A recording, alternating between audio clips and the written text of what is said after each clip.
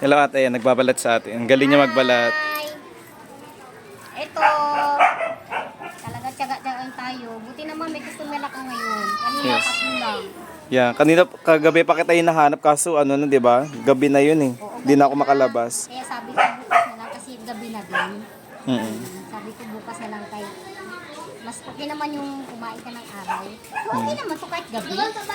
Oh, konti lang parang dahan-dahan lang sa pagkain. Saka kumukuha ng ano mo ate, ng paninda mo. Oo, sa kabila, bibili, Ano ka na nabili doon? umaga. Umaga. Minsan, lasot na nga pag pinanghali ako. Mm. Pagka maaga rin. Unti-unti lang naman. Ilang kilo lang naman ko. Yes. Pero pag may pasok na, doon ako sa school. Oo, mas mabenta doon.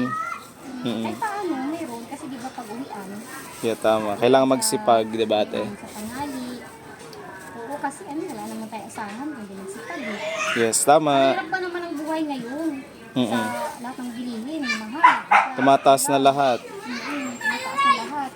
So ano mapapayo mo sa mga nais magtinda ate?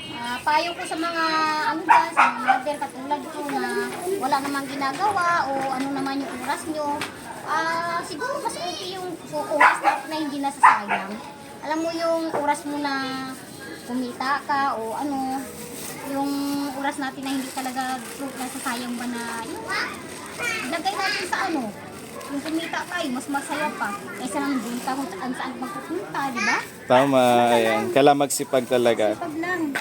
Walang kita kapag hindi ka masipag. Ayan. Salamat ate. Okay lang hinog. Okay lang na ate.